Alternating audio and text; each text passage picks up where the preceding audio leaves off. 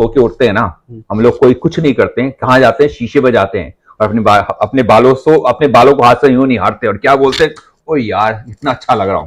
तो आपके दिन की शुरुआत अच्छी है, आपका दिन अच्छा है। दुनिया का पहला डॉक्टर नाई था। दुनिया की पहली हड्डी कौन जोड़ता था, वो भी नाई जोड़ता था। दुनिया के दांतों का काम पहले कौन कर सकता, वो भी नाई करता था। मतलब हम लोग डॉक्टर हैं इन वे। फादर बाल काटने का काम करते, उन्होंने मुझे पाला पोसा, इसमें बुराई क्या। मेरे दादा नाई का काम करते थे, उन्होंने मेरे फादर को पाला पोसा, उसमें क्या बुराई है।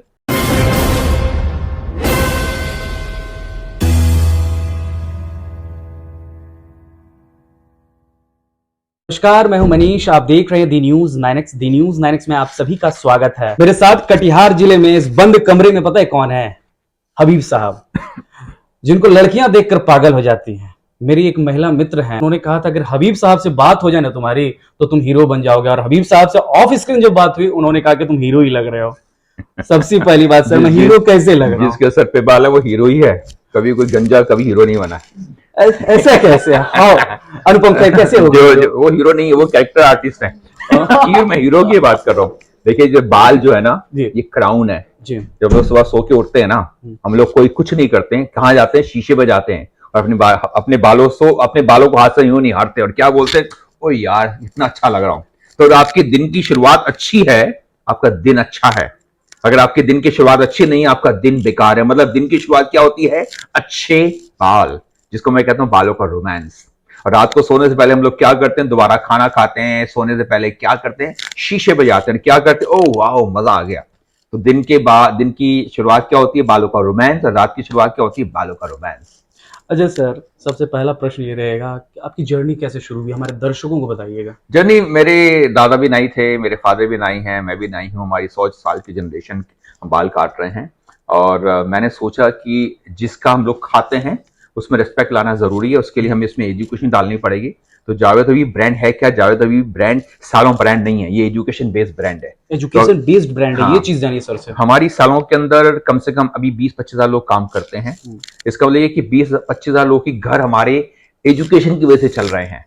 और ये बहुत बड़ी चीज है। किसी फिल्म स्टार ने इतनी जॉब नहीं दी है, किसी पॉलिटिशियन ने इतनी जॉब नहीं दी है जो एक नाई ने दी है। मतलब आप सोचो कि इस प्रोफेशन की पावर कितनी बड़ी है। और जिस नाई समाज को हमेशा एक दूसरे नजरिए से देखा जाता है, उस नजरिए को आपने बदलने का काम किया। तो जावेद हबीब को कभी ये नहीं लगा, घर में परेशानी नहीं हुई कि आप जो प्रोफेशन को बदल दिए? दुनिया का पहला प्रोफेशन नाई का प्रोफेशन, और जब तक दुनिया चलेगी नाई का प्रोफेशन चलने वाला है। और इस कंट्री के अंदर, भारत के अंदर पता कितने नाई हैं? न तो किसान नहीं है, इतने पॉलिटिशियन नहीं, इतने फिल्म स्टार नहीं है। इस कंट्री के अंदर, इस कंट्री की 10-12% पॉपुलेशन बाल काटने वालों की है। और उनमें कमी क्या है? They are not train, they are not they are not into organised sector, जिसकी वजह से लोग उनको क्या बोलते हैं? बाल काटता है। दुनिया का पहला डॉक्टर नाई था। दुनिया की पहली हड्डी कौन जोड़ता था? वो भी नाई जोड़ता था। दुनिया के दांतों का काम पहले कौन कर सकता? वो भी नाई करता था। मतलब हम लोग डॉक्टर हैं इन वे। और राजीव दीक्षित जी कहते हैं कि भारत के पहले सर्जन भी नाई ही थे।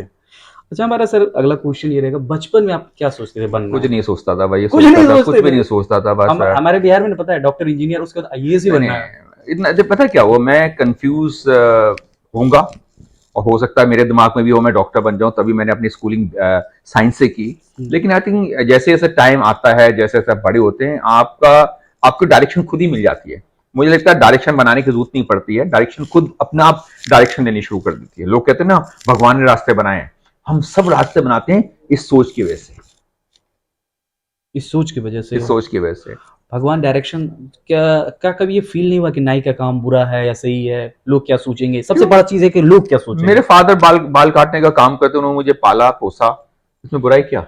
मेरे दादा नाई का काम करते थे, उन्होंने मेरे फादर को पाला पोसा, उसमें क्या बुराई है। और अगर मेरे बच्चे भी अब मेरे काम की वजह से मैं इनको भी बड़ा कर रहा हूं, तो उसमें बुराई क्या है? हमें तो इसको रिस्पेक्ट करनी चाहिए कि यस, इसकी वजह से हमारा घर चल रहा है। और काम होता है हमेशा जानिए। कोई काम छोटा नहीं होता है, सिर्फ सोच होनी चाहिए बड़ी। अगर आपकी सोच बड़ी है ना, सारा काम बड़ा है। ये बहुत इंपॉर्टेंट चीज है। अच्छा, नई उम्र के लड़कों को आप क्या सलाह देंगे जो इस प्रोफेशन में आना चाहते हैं? जरूरी डॉक्टर बनना है, जरूरी इंजीनियर बनना है, बालों का डॉक्टर बनो ना। मतलब आप सोचो, आप 3 महीने का कोर्स करेंगे, जितने आपने टोटल फीस लगाई है उस कोर्स के अंदर, चौथे महीने में वापस आ जाती है। आप बताओ ना, दुनिया में इससे बड़ा प्रोफेशन क्या हो सकता है? 3 महीने आपने पे किया, चौथे महीने के अंदर जो पे किया वापस आ गया, और क्या चाहिए? और क्या चाहिए? एक मिरर चाहिए, एक शीशा चाहिए, एक कंघा चाहिए, एक सीजर चाहिए, बस। और बाकी डिपेंड करता है कि आप पहुंचना कहां चाहते हैं। ये जो ड्रीम है ना, आई थिंक ये ड्रीम आपको बड़ा बना सकता है। तो मुझे लगता है कि आपको पहले इसके अंदर अपने आपको एजुकेट करना पड़ेगा, उसके बाद में start slow slow slow slow. और जब स्लो काम करेंगे, आपकी फाउंडेशन इतनी स्ट्रांग बन जाएगी ना, आप टॉप पे पहुंच सकते हैं। आप इसको टॉप पर पहुंच सकते हैं, यानी कि धीरे धीरे लेकिन रास्ते बनाने होंगे। मेहनत करनी पड़ेगी। आई थिंक देखिए, कोई शॉर्टकट नहीं है, मेहनत आपको करनी पड़ेगी। मत सोचो कि अब बॉलीवुड में जाके आप बड़े बन सकते हैं, मत सोचो कि पॉलिटिक्स में आके बड़े हो सकते हैं। आपका जो भी आपको प्रोफेशन दिया गया है भगवान ने, अगर हम उस पर सीरियसली काम करेंगे ना, आई थिंक ये रिस्पेक्ट है हमारे इस प्रोफेशन के लिए। अच्छा, आपके एक रील्स वायरल हो रहा है परसों से, पता है? वो हेयरफॉल को लेकर के।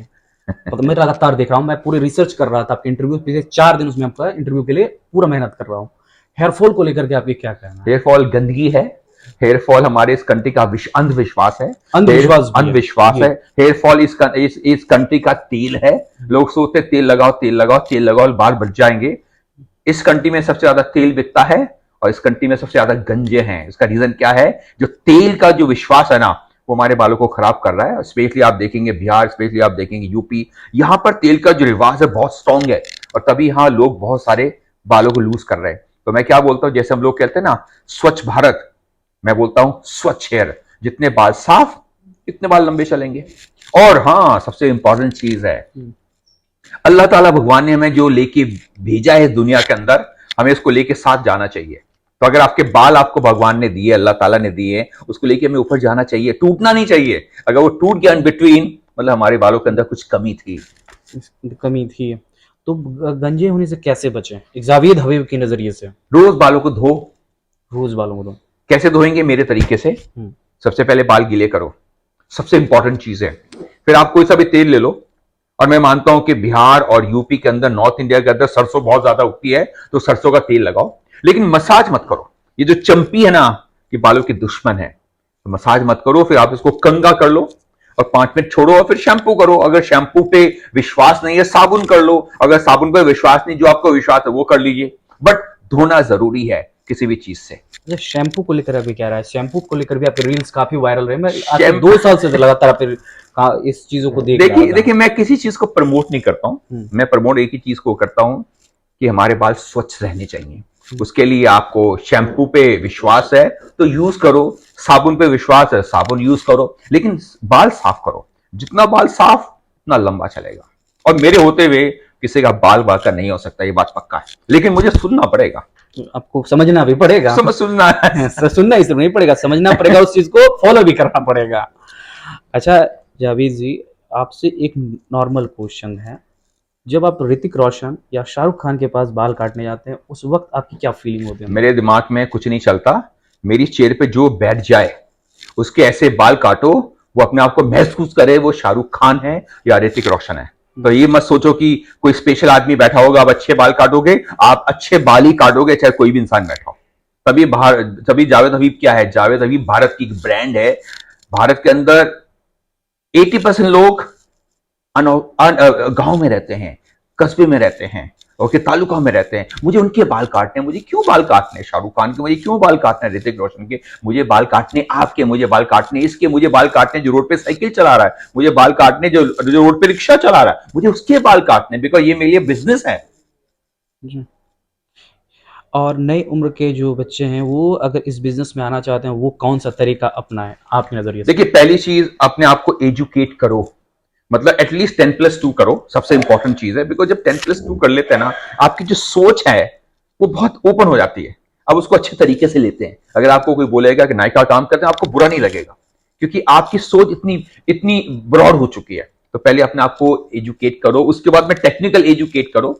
मतलब आप कोर्स करो, आप चाहे जावेद हबीब में जाओ, किसी भी ब्रांड में जाओ, कोर्स करो। उसके बाद में नीचे से शुरू करो, छोटी शॉप में शुरू करो, एंड देन ग्रेजुअली ऊपर आ जाओ। मतलब आप 5 साल लेके चलो, 5 साल के अंदर आपका ये जो इमेज है ना, ये पूरी चेंज हो जाएगी। और एक चीज और समझते हैं, बाल काटने का मतलब सिर्फ सालों में काम करना नहीं है। इसका मतलब होता है आप सालों में काम कर सकते हैं, बाल काटने के टीचर बन सकते हैं, आप कंसल्टेंट बन सकते हैं, बड़ी बड़ी कॉस्मेटिक कंपनी के लिए आप स्पोक्स पर्सन बन सकते हैं। आप सोचो कि इसका रेंज कितना बड़ा है। और हम लोग क्या सोचते हैं बाल काटने वालों सिर्फ बाल काटना, नहीं बिल्कुल नहीं है। It has ranges, it has variety, it has, क्या बोलूं, आपकी स्केलिंग बहुत बड़ी हो सकती है इसकी। अच्छा जावेद हबीब जी, आप बिहार आए हुए हैं, आपको कैसा लग रहा है? मैं बिहार बहुत आता हूँ। देखिए बिहार में हमारी शायद 80-85 सालों चलती हैं। तो आप ये सोचो कि कम से कम मैं बिहार के अंदर 85 टाइम आ चुका हूँ। और मैं इतना घूमता हूँ, इतना घूमता हूँ, मतलब आप सोचो कि मैं महीने के अंदर 20 दिन ट्रैवल करता हूँ। तो मेरे लिए मैं जितना घूमूंगा इतना सीखूंगा, और जितना घूमूंगा इतना पता चलेगा कि इस सिटी की नीड क्या है। आई थिंक हमारी जो नीड वो सर एमबीए का लैपटॉप नहीं है। हमारी जो सिटी जो नीड है ना वो है आपसे बात करना, इससे बात करना। आई थिंक ये एजुकेशन है। तो आई थिंक इस बिहार के ये जितना मैं आया हूं ना, इसने मुझे बहुत कुछ सिखाया कि यहाँ की नीड क्या चल रही है, यहाँ लोगों के बाल टूटते क्यों हैं, लोगों का विश्वास किस चीज के ऊपर, लोग अंधविश्वास, कौन सा अंधविश्वास में विश्वास रखते हैं। आई थिंक ये एजुकेशन बहुत जरूरी है मेरी ग्रोथ के लिए। अच्छा, जब आप बिहार आते हैं, जब आप मुंबई जाते हैं, इस दोनों के बीच में डिफरेंसेस ये होता होगा कि कहीं आप शाहरुख खान से बात करते हो, फिर नॉर्मल किसी मनीष से बात करते हो। मैं भारतीय से बात करता हूँ, मैं भारतीय से बात करता हूँ। मेरे लिए बॉम्बे या मेरे लिए पटना, मेरे लिए इट हैज नो मीनिंग। मैं भारतीय से बात करता हूँ, मुझे उसके सिर्फ बाल नजर आते हैं, उसका प्रोफेशन क्या है, वो कितना बड़ा आदमी है, मुझे इससे कोई मतलब नहीं है। क्योंकि मैं उसके बालों से बात कर रहा हूँ, मैं उससे बात कर ही नहीं रहा हूँ। हाँ, ऐसा लगता है कि मैं आपसे बात कर रहा हूँ, पर ऐसा कुछ नहीं है। मैं आपके बालों से बात कर रहा हूँ। जी, बहुत बहुत शुक्रिया। हमारे साथ थे जावेद हबीब जी, जिन्होंने अपने व्यस्ततम शेड्यूल में हमें समय दिया। बहरहाल, आपको हमारा ये इंटरव्यू कैसा लगा, आप अपनी राय हमारे कमेंट बॉक्स में जरूर दें। अगर आप हमारा ये वीडियो फेसबुक पे देख रहे हैं तो हमारा फेसबुक पेज लाइक करें। अगर आप हमारा ये वीडियो यूट्यूब पर देख रहे हैं तो हमारा यूट्यूब चैनल दी न्यूज़ 9 सब्सक्राइब जरूर करें। शुक्रिया।